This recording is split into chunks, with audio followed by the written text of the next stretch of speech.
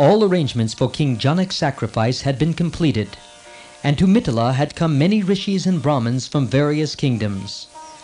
Vishvamitra and the princes were duly welcomed. Janak's preceptor, Sadananda, was the first to pay honor to Vishvamitra. Janak followed him. The king said to the sage, "I am indeed blessed that you should attend my yajna." Pointing to Ram and Lakshman, Janak asked Vishvamitra, "Who are these godlike youths who resemble each other and carry their weapons with the proud ease of seasoned warriors? Who is the happy father of such sons?" Vishvamitra told Janak that they were the sons of King Dasarath. He narrated how they had protected his own sacrifice and destroyed the Rakshasas. "They have come here," the sage went on, "to see if Ram may lift and string the great bow of Lord Shiva, which is resting in your palace." Janak understood the meaning of Vishvamitra's words and rejoiced. He said, "The prince is welcome to see the bow. If he can string it, he will win the hand of my daughter." Many were the princes who saw this bow and went back, unable even to move it. "I shall indeed be happy if this prince succeeds, where so many have failed, and I am thereby enabled to give Sita to him."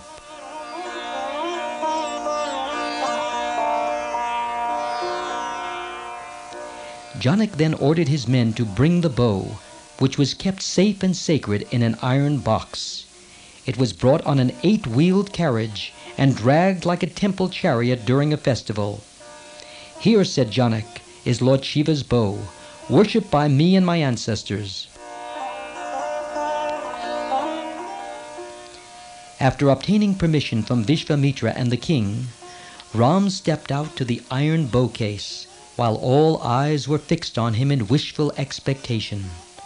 Opening the box, he lifted the bow effortlessly, as if it were a garland of flowers, and resting one end of it against his toe, he bent and strung it, and drew the string back with such irresistible force that the mighty bow snapped with a crash like a heap of thunder, and there fell from heaven a shower of flowers.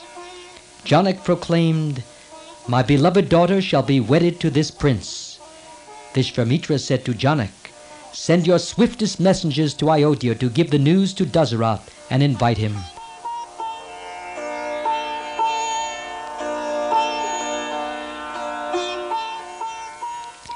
Janak's messengers reached Ayodhya in 3 days. They met King Dasarath, who was seated like Indra on his throne, and said to him, "Sage Vishvamitra and King Janak have sent you happy news. Your son, who came to Mithila, has won our Princess Sita by fulfilling the conditions set for her hand.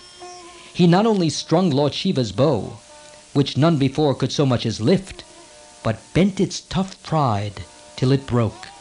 King Janak eagerly awaits your gracious consent for the marriage, and your presence and blessings at the festivities. May it please you to start for Mithila with your retinue."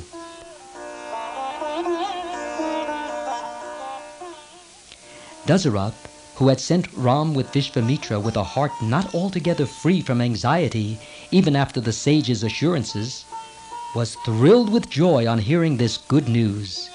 He told his ministers to prepare for the journey and left the very next day for Janak's capital. Dasarath and his following reached Mithila and were received with enthusiastic welcome. Exchange of courtesies over, Janak said to Dasarath, "My sacrifice will soon be over. I think it best to have the marriage as soon as the yajna is over," and sought his approval. Dasarath replied, "You are the bride's father, and it is for you to order things as you wish." At the appointed day and hour, giving away the bride, King Janak said to Ram, "Here is my daughter Sita, who will ever tread with you the path of righteousness. Take her hand in yours. Blessed and devoted, she will ever walk with you like your own shadow."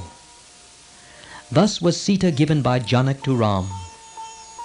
Were they not eternal lovers reunited? And so they rejoiced like lovers who had come together after long separation.